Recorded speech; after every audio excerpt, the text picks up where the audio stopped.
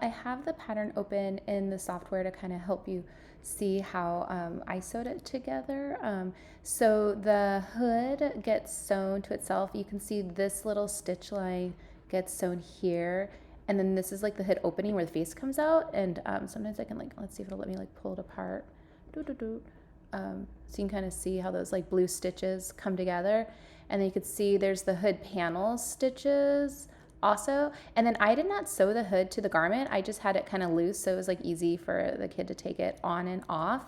And then I just did a hem around the face. So part of the face is going to be that panel as well. If I click right here, you can see this is the top of the panel that would be hemmed along with like this part of the face, I guess. Okay, so that's the hood. And then for the body, let me see here. Let's see here. So I guess this is like the front piece. There it is. And I'm going to pull it apart so you can kind of see how it gets sewn together. Little stitch lines. So he gets sewn together there. And then I actually, let's see here. The way I did it, I know right now it's having, yeah, I guess you do sew it to the belly. Did get like an extra belly when I actually made it of these guys, and I cut it out of like a fur, and then I sewed it on top and I like stuffed it to give it a little belly as well, but like here, but there is a layer that's sewn just to this body of the regular cozy fabric, and then the fur belly on top, so maybe an extra piece of that guy is what I did there. And then let's look what else we got going on. Okay, so the thigh, it looks like I sewed the thigh to the belly and the like little body part here.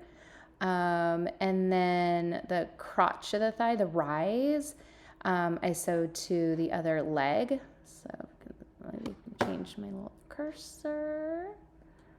Let's see. So it kind of gets sewn to itself just for, this is the front legs, getting sewn at the rise. But then the inseam of the leg of the front gets sewn to the inseam of the back leg. And same with the outseam, also got sewn to the outseam of the back leg. Same with up here.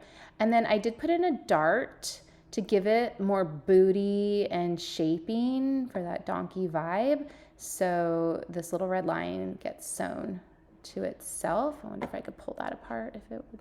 I don't know if it would probably be hard. The dart's sewn. It's not really letting me pull it apart. I don't know if you can like, I don't know if there's a way to see it a little bit better, but the dart is closed right now, just so that gives it a little bit more dimension.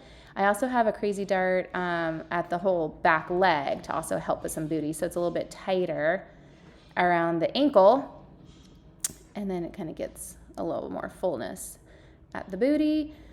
So this little line got sewed with that one straight there. What else can we look at? Oh yes, maybe the sleeves. Okay, so this armhole I sewed to the sleeve, and the rest of the sleeve I sewed to the back armhole over here. Let me look at here. That guy, and then the underarms got sewn to each other as well. And then what about the shoulder guy? Yeah, the shoulder just gets sewn to the other shoulders. I think this is just, this maybe you put a zipper in the back so they can get in and out, or like Velcro or something. Let's look at this waist. This waist is more straightforward. The back waist, they match perfectly. I know this when you're sewing the belly and the back bodice to the thigh. Yeah, I think maybe just the front rise is a little tricky. That's kind of different. Oh yeah, here, this rise is more normal to go around someone's butt. So